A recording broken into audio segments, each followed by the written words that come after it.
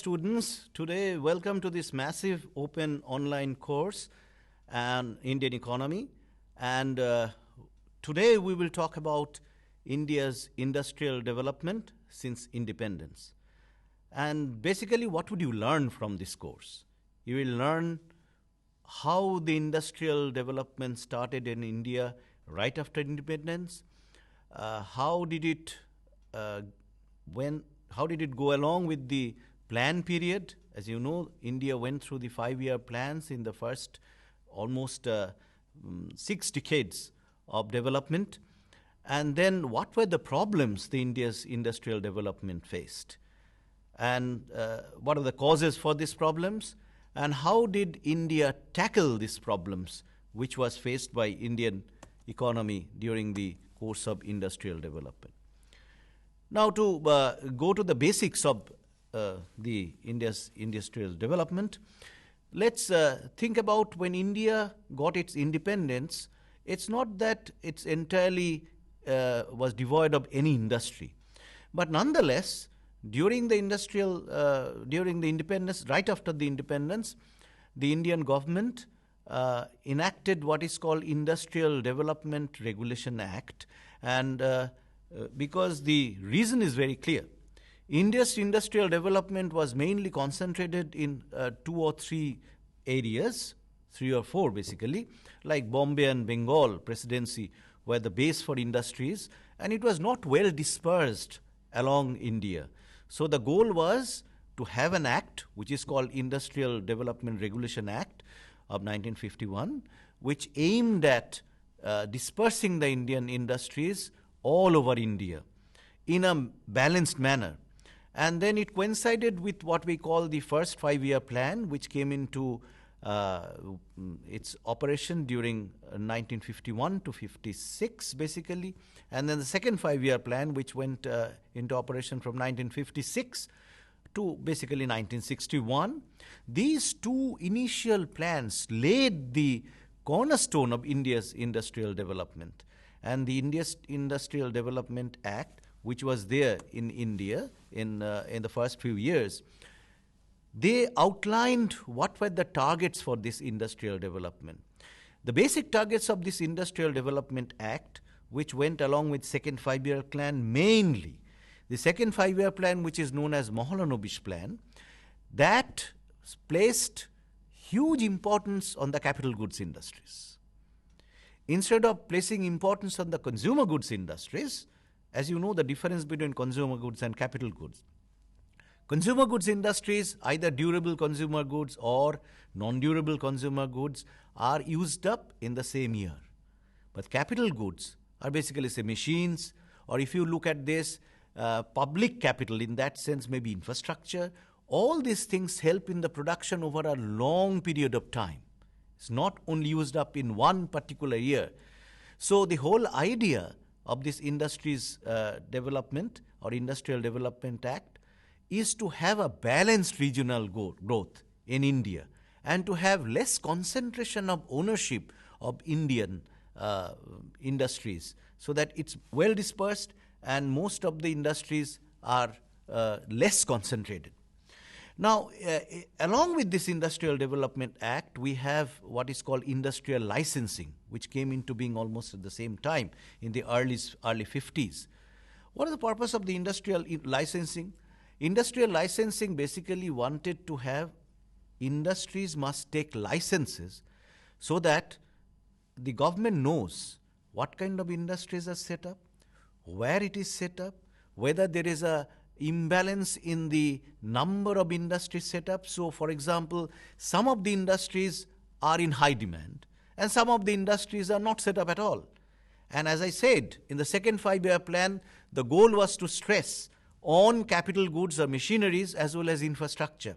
So one has to see that capital goods production takes place, because as you know, after independence, the government of India wanted India to be self-sufficient, especially on very basic core industries like steel, like coal. These are the very basic aluminium, other metals, mineral products, so that the country doesn't face any problem while it embarks upon rapid industrial growth in India. And what we can say that the overall aim, as I said, of the licensing system in India, where, in a nutshell, it wanted to promote industrial infrastructure in India, it wanted to have a balanced regional development, it wanted to avoid concentration of ownership so that there are very few owners who control all the industries, or it wanted to increase the human skills in the overall setup of industrial development. Along with that came what we call Monopolies and Restrictive Trade Practices Act, MRTP Act, which, in addition to what we just said, industrial licensing, etc., it came in 1969 so that industries are not controlled by a single owner, which is called monopoly. If you have monopoly, you can restrict your production, you can charge a high price, and the consumers, basically all the citizens who consume goods and services in India, will be at the mercy of just one producer. And the government reserved certain items, certain industries which are very strategic importance to India, will never be allowed to be produced in the private sector. And what were the industries which were there? The industries which were there, basically, suppose defense industries, mining industries, railways. So these are very important industries with very strategic importance in India. And the problem with the India's industrial development was all these things were very well intentioned, industrial licensing system. But what happened over time, there were several committees which were set up, and they just simply found out that the industrial licensing system did not go very well. There were a problem of implementation, there were a problem of monitoring, there were problems where the industrialists were complaining that they could not get license and they have to go for, extra legal means to get the licenses. All these things bothered, and these were all notified and documented in several government committees which were set up, Hazari Committee and then that committee. These committees really talked about this. Now let us go to the, after learning about the industries, how the licensing system operated and how reservation of certain industries in the public sector were done, industries which were of strategic importance. Let's talk about the first 4 decades after independence. In general, the industries in the first, there's a huge stress on capital goods. We understood that. Then there were problems which came. The industrial development during mid-1960s to early 1980s, the growth was not up to the mark. Remember, this was the period which came right after 2 wars which India had to face. And as a result, a huge amount of expenses and budgetary allocation went for things like defense industry. And so the government had to curtail its demand, and obviously government was a big consumer of industrial goods, and it had its problem. Like railways had a huge shortfall in budget, and as a result, so many things were bought by railways, the demand was simply not there. And economists went and tried to understand what were the reasons that this kind of industrial stagnation or industrial slowdown happened in India. So there were 2 types of explanations. One type of explanation, we call it the demand side explanation. So there is not enough demand in the economy. And who were the major stakeholders who demanded industrial goods? One big sector which then, remember, it's 60s, mid-60s and early 70s and early 80s. Agriculture was a big consumer of industrial goods. Not only they bought consumer goods, like they were buying textiles, clothing, or they were buying, simple consumer goods, what we call fast-moving consumer goods, like daily needs consumer goods. The agricultural sector also bought what we call implements. They need, for example, they need threshers, they need plowing machines, they need carts, and all these things were produced in the industrial sector. And apart from that, agriculture also produced what is called agro-based industry, like textiles agro-based industries, then food processing industries agro-based industries. And agriculture is a major consumer, and agriculture faced droughts and other problems during this period. As a result, agriculture not only created less demand for industrial goods, it also had problems about, what the goods they were supplying to the industries. Another thing which was said to be a reason for demand side slowdown is income distribution. As income distribution went against or narrowed down to certain extent, that means there were a few people who cornered a lot of income and there was a majority who were not earning that much of income. The demand had to slow down because the number of people who were consuming, if their income goes down, their demand also went down. Then there was a problem of import. There was a clear intention of the Indian planners that we must substitute imports, self-sufficiency. We must produce as much as we can. So import, whatever goods were imported, industrial goods, we must substitute and produce that within our national boundaries. And the import substitution, like everything, iron and steel, aluminium, you name it, everything has to be produced inside the country. And then we have a slowdown in public investment, as I just said. Public investment means what the government control, like railways, like construction of roads, bridges. All these things slow down. Why? Because as I said, after fighting 2 wars, India government had to allocate a huge amount of resource to defense spending. So the other sectors suffered to a certain extent. And these were the demand side stories which came into the, and economists were searching that which one of this is most relevant. Then came some of the economists who were saying, though, all the slowdown which happened after the independence, the first 4 decades, supply side may be a culprit. What kind of thing? A supply side thing was important. Maybe the environment of production is not very conducive for private sector production. Too much licensing, people were not happy, they were not getting cooperation from the government. Then there may be a problem of non-availability of inputs. For example, if there is imported inputs and there are problems of importing these inputs from the world because we have a number of restrictions on imports because we wanted to substitute import. So some of the sectors faced problems of imported inputs, especially suppose engineering goods or the electronics goods, production of cars, etc. They used imported components and they had problems. Agriculture, as I said, they supplied inputs to agro-industries, food, or for that matter, agro-based industry like bottled drinks, etc., etc. They faced problems because agriculture did not supply enough materials because they had droughts and other things. All these factors slowed down the growth of industries. Now, what is, out of all these things, maybe the dominating factor? One of the authoritative work is done by Ishar Judge Ahluwalia, and that's still taken to be one of the major research on the history of industrial slowdown in India. And after going through all these things which we just talked about, Ahluwalia came to the conclusion that all demand side factors, supply factor, they were present. But the dominating factor, the main factor responsible is the slowdown of public investment. Because remember, when the government creates roads, bridges, ports, they have a huge railway network, they create so much of demand. Not only so much demand for other industries, ancillary industries, linked industries, but remember, if the roads are built, if the ports are functioning well, if the electricity generation is good, you have smooth production system in the economy.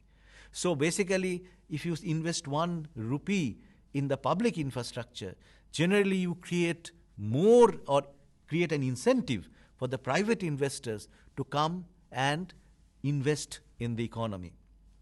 So since the public infrastructure investment slowed down, that has a repercussion effect on private investment. And in fact, according to Ahluwalia, the slowdown which happened during the 60s, 70s and early 80s, the main reason for that is nothing but this public investment slowdown.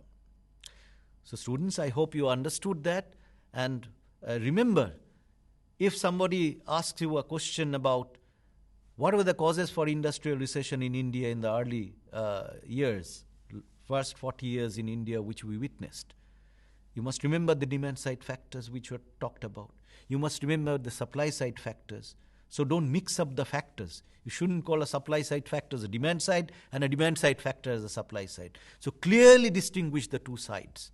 And this is very important. And once you can clearly retain this in your mind, it's not very difficult to say which level of supply or which type of factors is the dominating factors. The significant break which came to industrial development of India is in 1991. We know that this is the liberalization phase.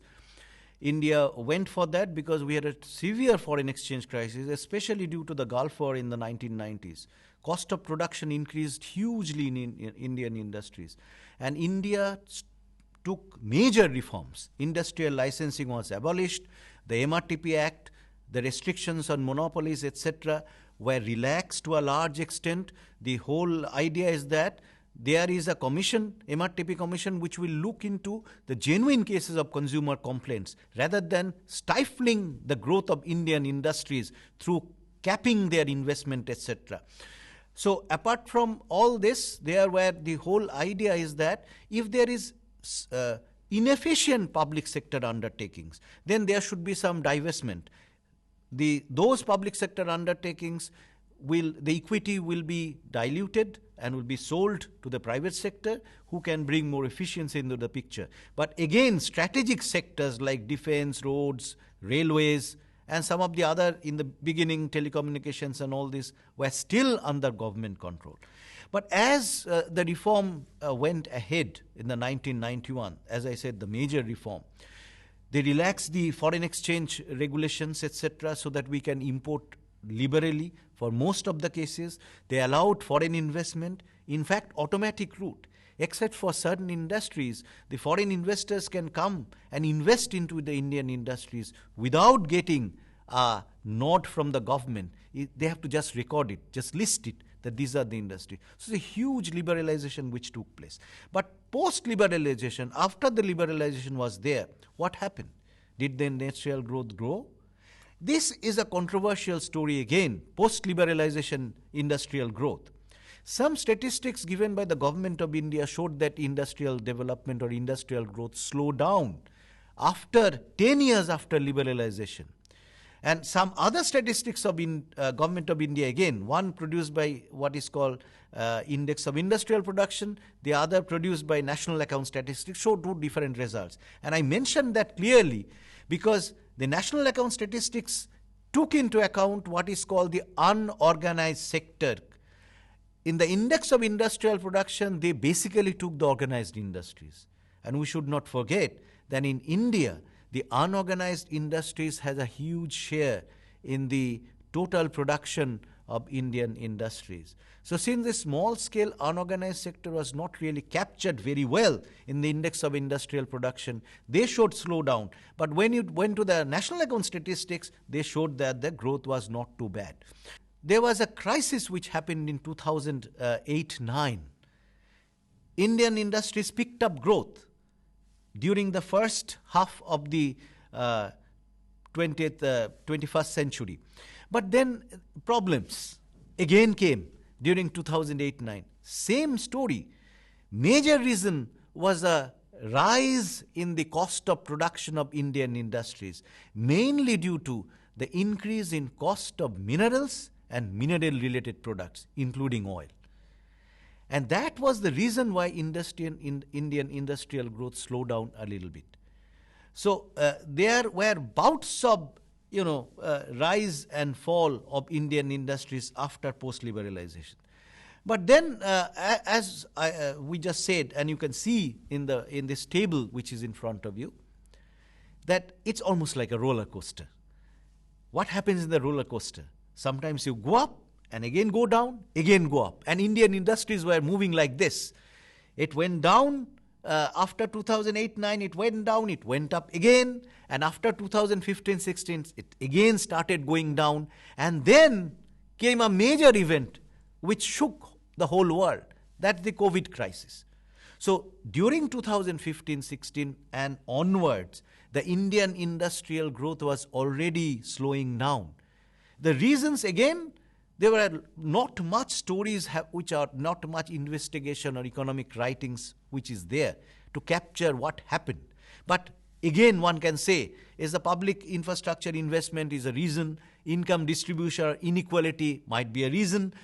All these factors led to slowdown after 2015-16.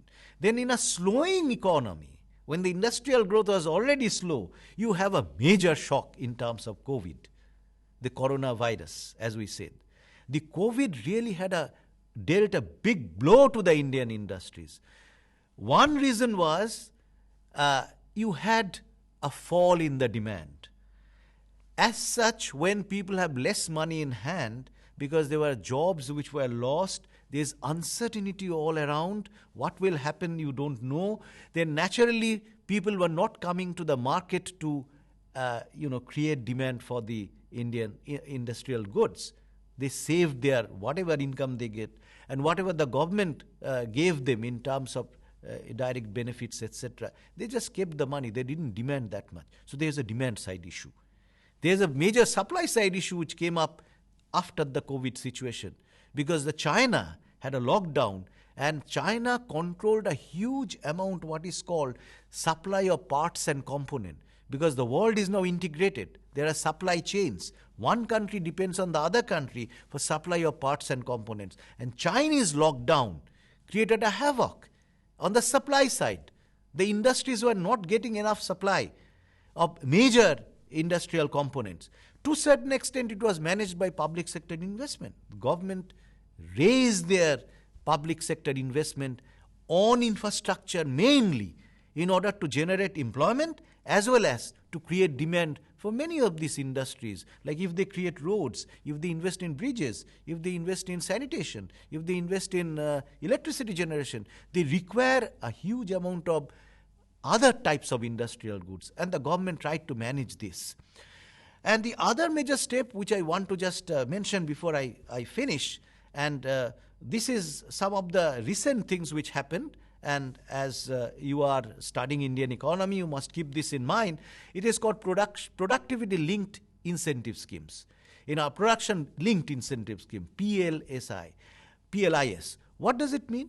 It means that when the whole world, in fact the multinational corporations who control the production of many crucial industries in the world, they realize that putting everything in one basket and getting everything from China is risky.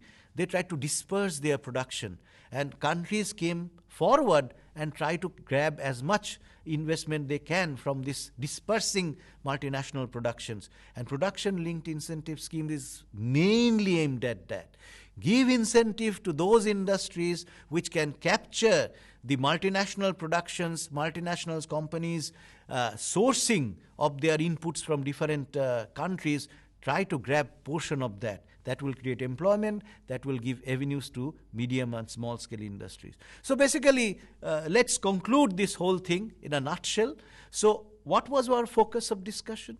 We have a clear understanding in the initial phase of industrial development. India was a nascent country when it got independence. It had its own plans to have a rapid industrial growth, especially capital goods industries. They have industrial licensing system. This command and control didn't work very well. It led to stagnation and other problems in the economy.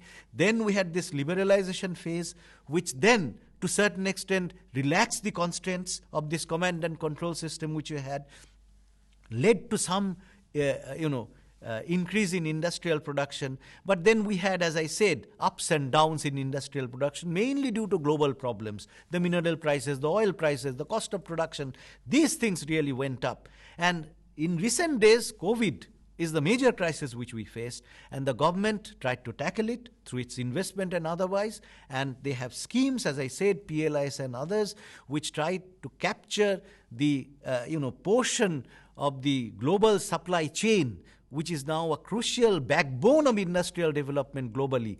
Try to attract this to India to create more jobs and create more production in the industrial sector.